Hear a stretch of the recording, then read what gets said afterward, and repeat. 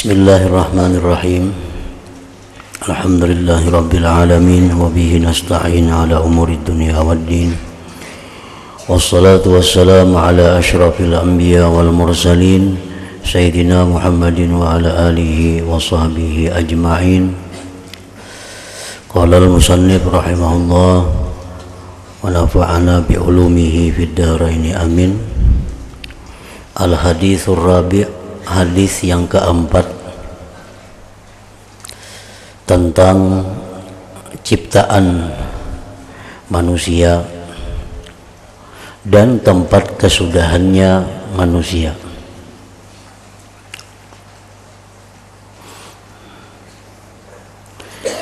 An Abdullah bin Mas'ud radhiyallahu ta'ala anhu qala haddatsana Rasulullah sallallahu alaihi wasallam wa huwa as-sadiqul masduq inna ahadakum yujma'u khalquhu fi batni ummihi arba'ina yawman nutfatan thumma yakunu 'alaqatan misla dhalik thumma yakunu mudghatan mithla dhalik ثم يرسل إليه الملك فينفخ به الروح ويؤمر بأربع كلمات بكتب رزقه وأجله وعمله وشقي أو سعيد فوالله الذي لا إله غيره إن أحدكم ليعمل بعمل أهل الجنة حتى ما يكون بينه وبينها إلا ذراع فيسبق عليه الكتاب فيعمل بعمل أهل النار فيدخلها وإن أحدكم ليعمل بعمل أهل النار حتى ما يكون بينه وبينها إلا ذراع فيسبق عليه الكتاب فيعمل بعمل أهل الجنة فيدخلها muttafaq alaihi. Artinya dari Abdullah bin Mas'ud radhiyallahu anhu berkata, telah bercerita akan kami oleh Rasulullah sallallahu alaihi wasallam, dan baginda Rasulullah adalah seorang yang bergelar as-sadiqul masduq. Maksudnya orang yang benar dan dibenarkan oleh orang lain. Beliau bersabda, sesungguhnya seseorang kamu dihimpunkan ciptaannya di dalam perut ibunya selama 40 hari dalam keadaan air mani, nutfah. Kejadian manusia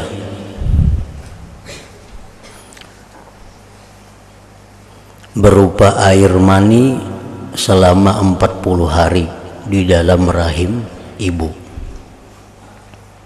Artinya ada air mani bapak, ada air mani ibu, itu 40 hari. Kemudian lalu ia menjadikannya segumpal darah. Air mani bapak ibu tadi bersatu di dalam rahim ibu menjadi segumpal darah. Selama itu pula 40 hari.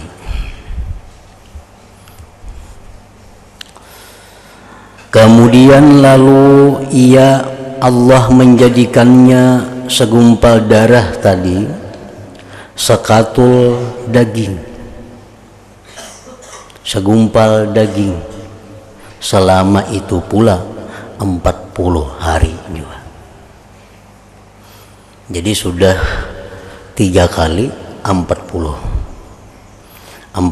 hari berasal berupa air mani, 40 hari berupa segumpal darah, kesatuan dari mani bapak dan ibu tadi. Kemudian segumpal darah tadi sudah habis 40 hari menjadi segumpal daging 40 hari. Itu rahasia daripada Allah. Kenapa masa itu 40 hari prosesnya, kada 50 hari, kada 30 hari, tapi 40 berupa air mani 40, segumpal darah 40, segumpal daging 40. Nah, yang jelas menurut keterangan sebahagian para ulama, dari 40 hari itulah banyak kejadian-kejadian yang merupakan sumbernya dari 40 hari itu. Banyak amaliyah, banyak amal-amal yang ditentukan oleh Rasulullah sallallahu alaihi wasallam 40 hari. Contohnya, barang siapa sembahyang berjamaah selama 40 hari berturut-turut, kada pernah pray, kada pernah masbuk, 40 hari sembahyang berjamaah, maka orang ini akan mendapat suatu kelebihan berupa terbebas daripada kemunafikan dan terbebas daripada api neraka. Itu diambil 40 hari. 40 hari itu ambilannya dari kejadian manusia di dalam rahim ibu. Sebab apabila amal ibadah itu dilakukan terus-menerus selama 40 hari, maka amal ibadah itu akan menyatu dengan tubuh manusia. Nah, amal ibadah itu akan menjadi darah daging dengan manusia, sehingga kada akan bisa ditinggalkannya lagi 40 hari. Seperti lagi contohnya, barang siapa yang sembahyang berjamaah, sembahyang fardu, barang siapa yang sembahyang fardu di masjid Nabi 40 kali sembahyang fardu. Nah, itu kan ada fadilat, ada keutamaan, kelebihan juga. Dia akan terbebas dari kemunafikan, terbebas daripada api neraka 40 kali. Nah, 8 hari itu sembahyang fardu di masjid Nabi. Ada lagi hadis yang menyatakan, barang siapa yang memakan makanan halal selama 40 hari berturut-turut. 40 hari berturut-turut ini kada ada makan haram, minum haram, kada ada minum subhat, kada ada makan yang subhat. 100% 40 hari itu makanannya makanan halal aja. Nah, maka akan diberi Allah kelebihan, keutamaan berupa apa? Diberi Allah berupa bersihnya hati, sehingga diberikan Allah ilmu ke dalam hatinya, dan dibencikan Allah untuk mencari kelebihan daripada dunia ini 40 hari. Jadi banyak amal ibadah itu 40 hari atau 40 kali. Itu tujuannya adalah untuk menjadikan amal ibadah supaya menyatu dengan darah daging kita. Sebab darah daging kita diciptakan Allah 40 hari berupa ini, 40 hari berupa ini, 40 hari berupa ini. Jadi mun kita hendak membiasakan satu amalan, umpamanya kita hendak membaca surah Tabarak imbah maghrib, hendak merutinakan tuh. Nah, baca dulu 40 hari berturut-turut. Nah, maka itu amalan kada akan kita tinggalkan lagi sampai mati. Kita misalnya hendak sembahyang duha, tiap hari hendak sembahyang duha itu misalnya 4 rakaat. hendak itu terus menerus. Nah, coba 40 hari terus menerus jangan pray. Nah, maka kita akan meninggalkan lagi sembahyang duha itu. Jadi amal ibadah apa? Nah, bila kita hendak meneruskannya, hendak merutinkannya, 40 hari pertama dulu. 40 hari jangan pray.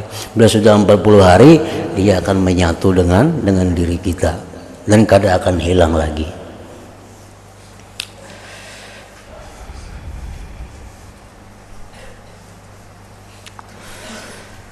Nah, sesudah 3 kali 40 hari, berapa 3 kali 40? 120 hari. Berapa bulan tuh? 120 hari, 4 bulan.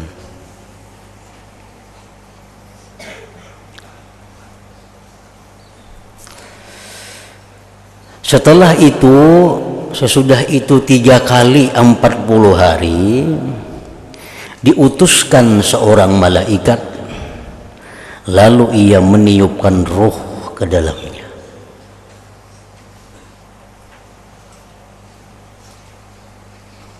Ada sebagian ulama yang mengatakan terjadinya peniupan ruh ke dalam anak dalam perut ibu tadi pada waktu 4 bulan 10 hari. Ini janin nih, sudah berumur 4 bulan 10 hari. Itu ditiupkan roh. Nah, makanya itu iddah seorang perempuan yang ditinggal mati oleh suaminya berapa? 4 bulan 10 hari ke iddahnya. Nah, itu karena kejadian-kejadian itu biasanya kalau sudah berlalu selama 4 bulan lebih, kejadian itu akan sudah hilang atau kada kuat lagi di dalam hati kita. Kita bisa berpisah dengan sesuatu atau seseorang yang kita cintai. Berpisah itu ada perasaan berat, ada perasaan sedih. Hari demi hari, hari demi hari. Nah, begitu sampai 4 bulan itu biasa itu sudah normal. Makanya iddah perempuan itu yang ditinggal wafat suaminya 4 bulan 10 hari hanya boleh kawin. Karena biasanya masa 4 bulan 10 hari itu sudah kenangan dengan orang yang dicintai itu sudah mulai hilang. Nah, roh ditiupkan di dalam perut ibu tadi 4 bulan 10 hari. Dan malaikat itu disuruh oleh Allah menulis, dan malaikat itu disuruh dengan 4 suruhan, menulis 4 suruhan, yaitulah dengan menulis rezekinya. Rezekinya orang ini ditulis oleh Tuhan. Berapa rezekinya orang ini semasa ini ada roh di dalam tubuhnya itu. Apakah rezekinya ini luas, apakah rezekinya ini sempit, ditulis di situ. Yang kedua ditulis ajalnya.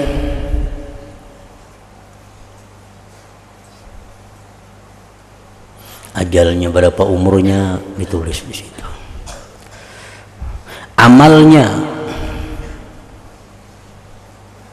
baik atau kada, dan ketentuan apakah ia akan menjadi orang celaka ahli neraka ataukah ia akan menjadi orang yang bahagia ahli surga. Nah, jadi sudah ada ketentuannya itu.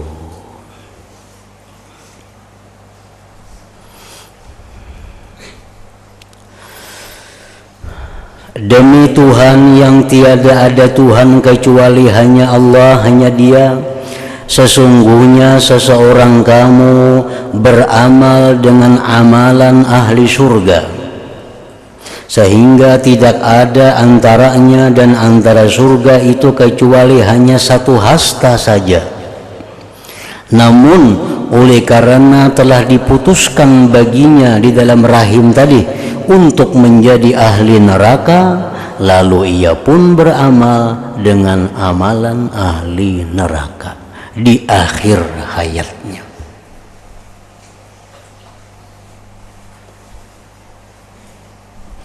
dan akhirnya ia masuk neraka.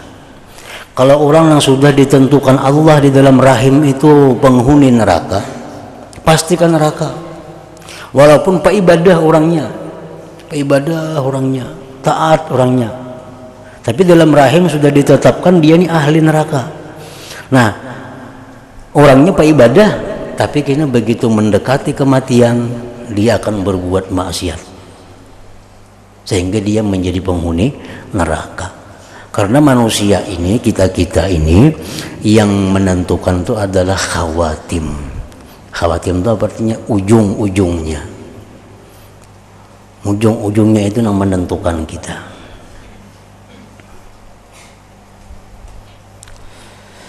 Sesungguhnya ada, dan akhirnya ia masuk neraka. Sebaliknya, sesungguhnya ada seseorang kamu yang telah beramal dengan amalan ahli neraka, sehingga tidak ada antaranya dan antara neraka itu kecuali hanya satu hasta saja.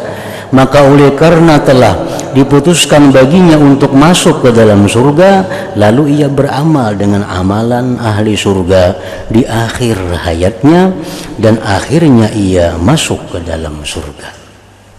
Orang yang dalam rahim itu ditetapkan sebagai ahli surga. Sekali lahir orangnya beramal kayak amalan orang-orang ahli neraka, maksiat saja gawiannya. Tapi sudah dalam rahim orang ini ahli surga. Nah, detik-detik akhir kehidupannya orang ini pasti tobat.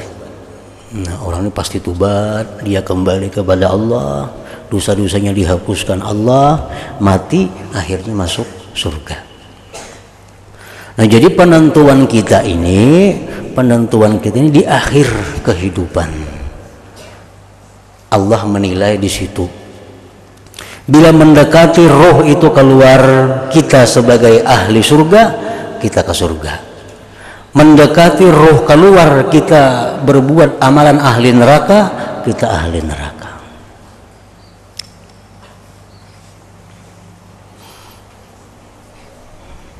Nah, apa hikmahnya? Maka Allah itu menentukan nasib manusia ini di ujung. Hadis Nabi mengatakan innamal a'mal bil khawatim. Hanya saja amal manusia itu yang menjadi perhatian Allah secara khusus adalah di ujung. Nah, jadi orang yang selama ini masih buat maksiat, berbuat dosa, itu belum tentu lagi ahli neraka, karena dia belum sampai detik-detik akhir hidupnya. Orang yang selama ini ahli taat kepada Allah, ahli menuntut ilmu, belum tentu itu ahli surga, karena menunggu detik-detik akhirnya apakah dia bisa mempertahankan amal itu sampai detik akhir atau kada. Nah, hikmahnya yang kita dapatkan adalah supaya orang-orang yang selama ini taat lawan Allah jangan merasa asa masuk surga. Nah, jangan merasa asa masuk surga, karena kada tahu lagi akhir perjalanan. Orang yang selama ini ahli maksiat kepada Allah jangan merasa ahli neraka, jangan putus asa. Aku ini ada harapan lagi, sudah kebanyakan dosa. Jangan, karena ditentukan kayaknya pada detik-detik akhirnya. Nah, finishnya orang boleh jual buka, boleh jual buka. Si A lawan si B berlomba buka balajuan. Si A ini laju, si B ini berterdi bagamat. Lagi sakilan sampai ke finish, rabah si A nih. Nah, kau lagi balangkah. Nang si B ini jalan aja. Akhirnya sampai ke finish. Nah, mana nang manang nang B ini, karena dia bisa sampai ke finish dengan selamat. Si A nang pelajunya tadi beberapa parak rabah orangnya, kada jadi napa-napa. Nah, kayak itulah contoh perjalanan manusia itu.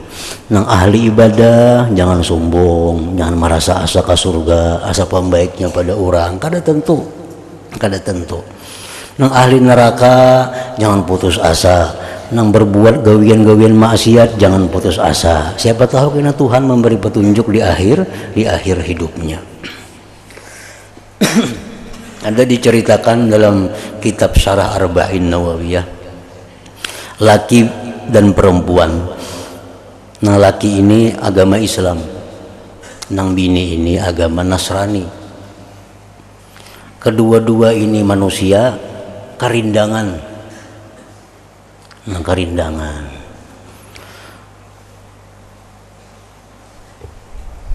Sama-sama pada menderita. Ini karindangan lawan lakian itu. Lakian ini karindangan jualan bini itu cuma beda agama. Garing kedua-duanya. Garing. Karena nang saekung melamar kada kawa. Bila kada beragama Nasrani maka kada terima orang. Jadi garing kedua-duanya nih. Di akhir-akhir hidup nang laki-laki Islam nih, si laki-laki Islam ini mun aku nih agama Islam, binian itu beragama Kristen, mati di dunia kada tak kumpul, di akhirat kada tak kumpul pulang. Baik aku Kristen nyaman tak kumpul di neraka kena kedua-duanya. Dikiranya neraka tuh kawa kalau kawin, di neraka tuh berkumpul kalau. Jadi aku baik Kristen harana juga. Jadi di dunia kada tak kumpul, di neraka barangnya tak kumpul menjadi Kristen, Kristen. Nang biniannya kada tahu nya, ini orang karindangan kada saling tahu. Kristen laki-laki tadi. Dengan harapan di akhirat kita tak kumpul sama-sama Kristen, sama-sama agama Kristen. Kristen mati. Padahal ini orang Islam. Tapi detik-detik akhirnya kafir. Nah, dalam rahim ini sudah dituliskan dahulu kala bahwa ini orang ahli neraka. Si bibinian ini kayak itu juga berpikir, si bibinian ini mun aku nih tetap agama Kristen nih, mati aku. Inya Islam nih kada tahu pada Kristen, inya Islam kada tak kumpul aku di akhirat kena. Baik aku Islam marana juga bibinian tadi. Nah, Islam nang bibinian tadi mengucap syahadat inya mati. Nah, mati. Nang perempuan ini nang sekian tahun ini jadi Kristen, Islam mati masuk surga. Lakian tadi nang sekian tahun Islam, akhir hayatnya masuk Kristen jadi ahli neraka. Nah, kejadian seperti ini bisa menimpa seluruh manusia, bisa menimpa siapapun. Orang dulunya baik kelakuannya, sekali hendak mati berubah. Orang dahulunya jahat kelakuannya, begitu hendak mati insaf tobat. Nah, itu banyak.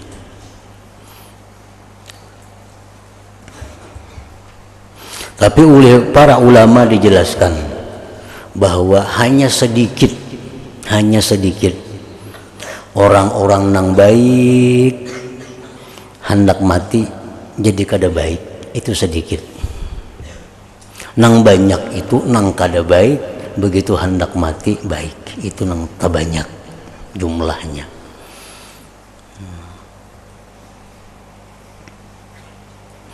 Jadi yang ditakuti oleh setiap manusia adalah sabiqah wal khatimah. Nah, yang ditakuti itu sabiqah dan khatimah. Bila kita ingat sabiqah, bila kita ingat sabiqah, sabiqah itu yang terdahulu. Yang terdahulu apa? Ketentuan dalam rahim. Lalu kita kada tenang karena kita kada tahu apa kita ini ahli surga atau neraka. Kita ingat dalam rahim kita ini ditulis sudah, cuma kita kada tahu apakah kita ini. Nah, keingatan sabiqah itu kita jadi risau. Nah, yang kedua lagi takut akan khatimah. Khatimah ini menggiring sabiqah. Bila sabiqah ini surga, khatimahnya pasti husnul. Bila sabiqah ini jahat, khatimahnya pasti su'ul. Nah, su'ul khatimah. Nah, para ulama menjelaskan tanda-tanda kita nih. Apakah dalam rahim itu ditulis ahli surga kah atau ditulis ahli neraka kah? Nah, ada tanda-tandanya. Tanda-tanda ini bukan artinya 100% enggak ada, tapi menjurus, mengarah ke sana. Satu tanda-tandanya kama qala ba'dhum at-tahawun bis-shalah, merimihkan sembahyang.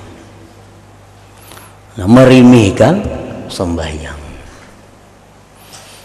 Kadang-kadang sembahyang, kadang-kadang kada, kadang-kadang sembahyang di luar waktunya, dirimihkannya, dianggapnya sembahyang tuh kada apa-apa. Hendak sembahyang dalam waktu, ini kesibukan pekerjaan. Waktu sembahyang masuk, kayak nagin malam aja dikagak aku lagi aur. Nah itu artinya merimihkan sembahyang.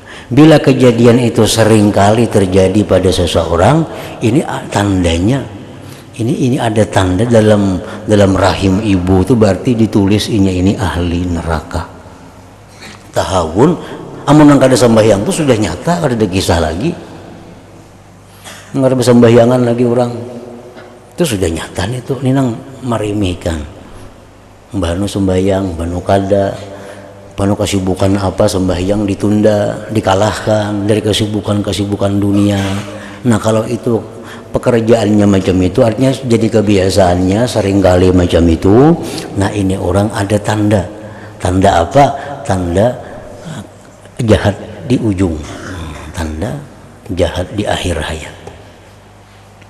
Yang kedua, ujar sebagian ulama, tandanya itu lagi adalah wasyurbul khamar, minum arak, minum yang membuat utun, yang membuat mabuk, baik itu ubat, baik itu cair, baik itu daun, baik apa. Pokoknya bila minum itu, bila maisap itu, bila menelan itu, akal jadi hilang. Nah orang yang ketujuh ini berarti itu orangnya sudah ada tanda apa? Tanda dalam rahim itu dicatat, ditulis sebagai ahli neraka.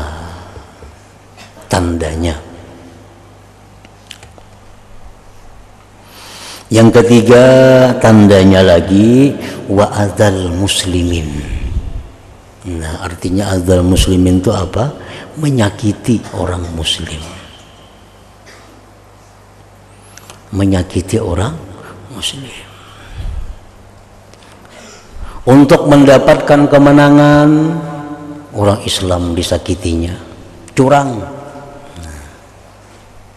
Untuk mendapatkan keuntungan dunia, orang Islam disakitinya. Walaupunnya ahli ibadah orangnya, penyembahyang orangnya, tapi pekerjaan orang ini menyakiti orang Islam. Karena hendak mencapai tujuannya, kedudukannya kah, kekayaannya kah, atau orang yang kadang mau rugi biar orang lain sakit. Nah sama aja juga, ini kadang hendak rugi biar orang lain sakit. Nah ini menyakiti juga ngarannya. Bila megawian kita macam itu, nah itu alamat juga kayaknya di ujung-ujungnya itu, di ujung-ujungnya itu kena su'ul khatimah, menyakiti orang muslim. Jadi mun kita bagawi, berusaha, apa, jangan sampai menyakiti orang muslimin. Gawian kita itu, usaha kita itu, baik mengganggu ketenangan orang, baik mengganggu kenyamanan orang, baik mengganggu kebahagiaan orang, baik merugikan orang, jangan. Artinya lebih baik kita ini rugi tapi kadang menyakiti orang, karena kerugian kita ini satu mat aja diganti Allah. Kita ini rugi karena supaya orang jangan sakit, berugi kita diganti Tuhan itu kan sampai seminggu begini diganti Tuhan. Tapi amun kita mempertahankan kadang hendak rugi biar orang lain sakit, nah ini bahaya, itu bahaya. Apalagi tanda-tandanya orang yang dalam rahim ibu dicatat sebagai orang ahli neraka itu wa uququl walidain, durhaka kepada dua ibu bapak atau salah satunya. Durhaka. Kayak apa gara ngaran durhaka lawan ibu bapak itu?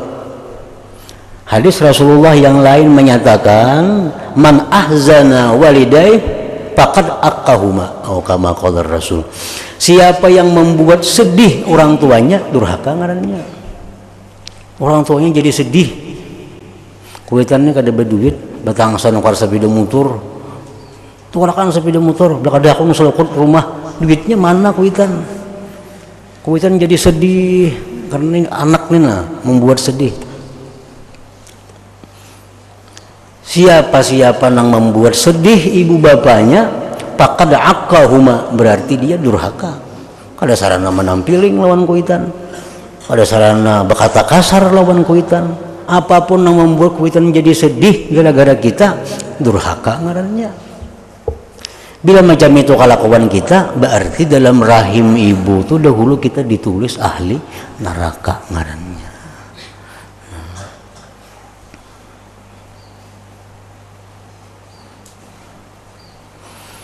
Jadi bila kada minta ridha lawan kuitan, kita selama ini biasa atau rancak membuat kuitan itu berpikir, membuat kuitan itu susah, membuat kuitan itu sedih, minta ridha. Selama kita kada minta ridha, nah kita beribadah kada ada manfaatnya. Allah kada menerima ibadah kita, baik nang fardu, baik nang sunat, kada nerima. Karena sapakit itu. Kalau sapakit itu artinya keridhaan Allah, keridhaan orang tua itu sapakit, satu pakit. Sebuting aja digawe kada kawa.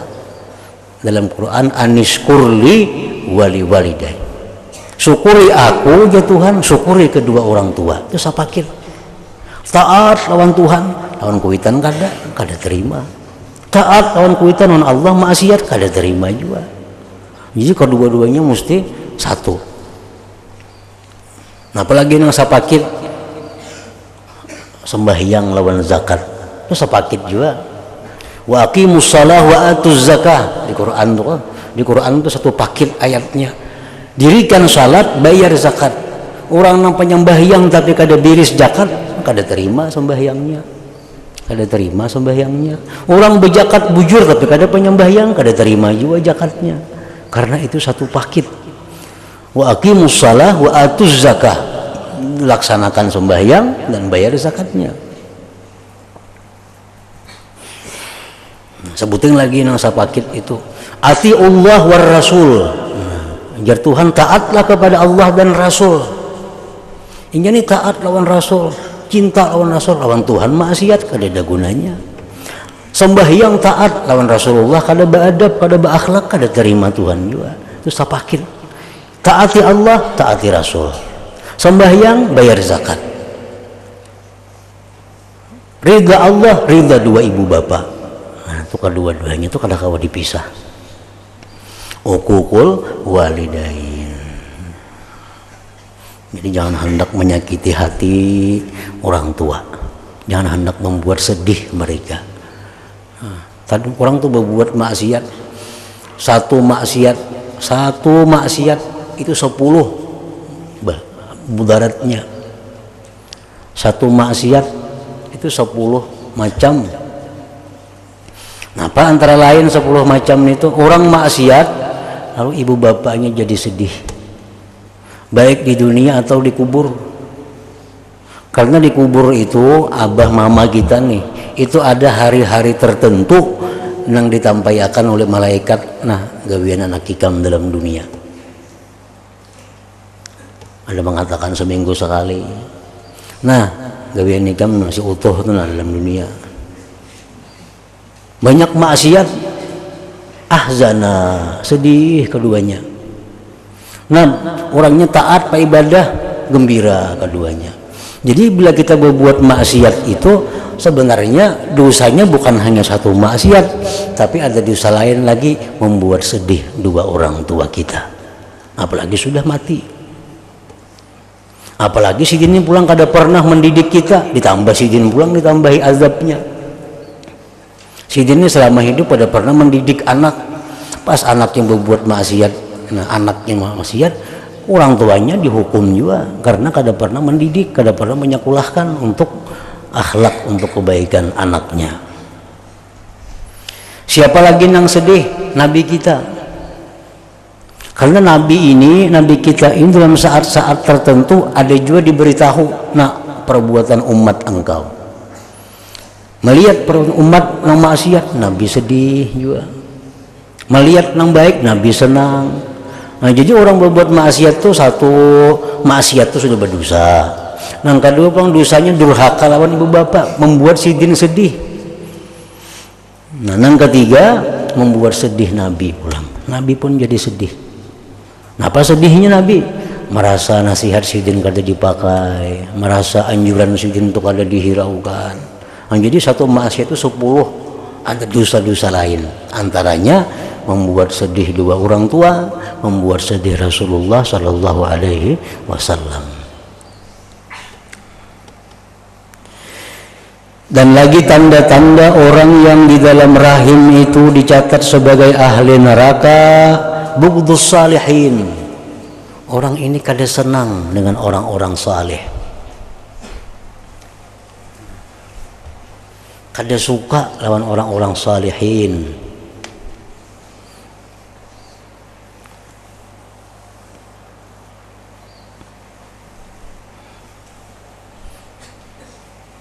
Orang saleh itu mestinya dicintai. Kenapa? Karena Allah cinta kepada mereka. Kita memusuhi, nah ini tandanya juga, tanda. Kemudian lagi musirrun ala zina. Orang yang di dunia ini ketujuh melakukan zina. Ketujuh melakukan zina. Arti ketujuh melakukan zina itu bukan rancak sekali, tapi kada batubat tuh ketujuh ngarannya. Suahib zina dulu 20 tahun telah lalu, tapi sampai sekarang kada pernah disesali. Itu ngarannya ketujuh. Nah ini. Jadi aku kada rancak juga aja, bukan kada rancak itu sekali, tapi memang kada pernah disesali, itu ngarannya adalah ketujuh. Warriba, nah orang ini musirrun ala riba, mengakali riba. Berhubungan lawan nang bunga duit mati pas masih menggawi itu. Na'udzubillahi min dzalik. Orang mati duit masih ada hutang di bank, ada pinjam di bank, ada Allah Rabbi musirrun ala riba. Berarti tanda dalam rahim ibu tuh orang ini ditulis sudah ahli neraka itu. Itu banyak lagi tanda-tanda yang lain daripada itu, sebagian daripada tanda alamat. Jadi bila dalam diri kita ini ada salah satu di antara itu tuh, ada yang tadi disebut salah satunya dalam diri kita, berarti ada tulisan juga dahulunya dalam rahim ibu itu.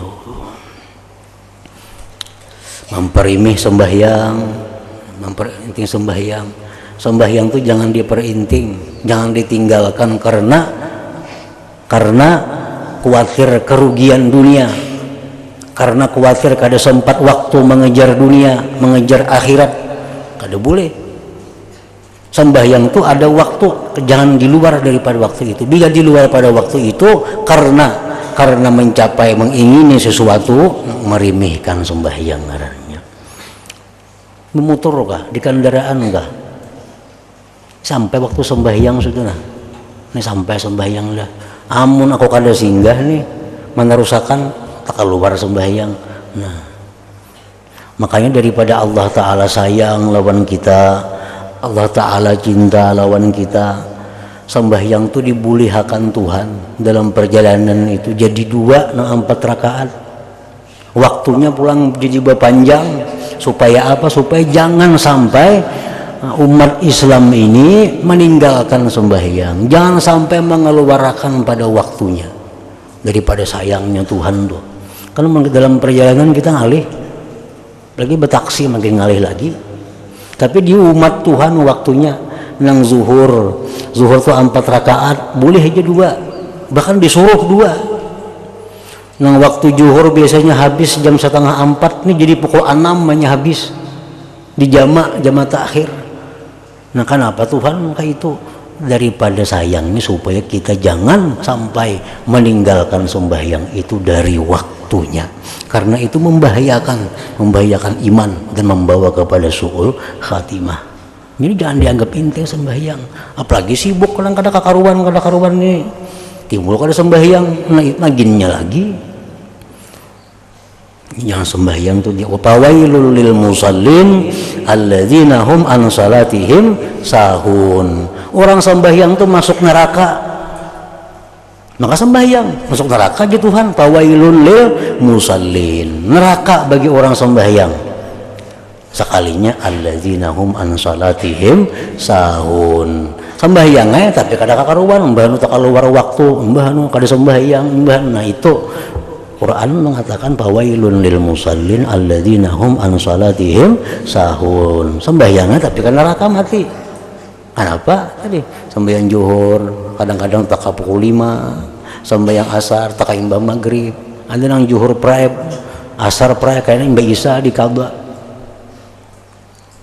Masa nang bini Pak amal bener, banyaknya sembahyang ya abahnya kada tahu keadaan siang tadi sering banyakan. Berjam-jam sembahyang berapa rakaat kan itu, ngapang maghrib, isya, zuhur, asar dikabari semuaan, siang aur, siang sibuk kada sembahyang lagi. Nah ini sembahyang tapi sahun ngarannya kan neraka juga mati.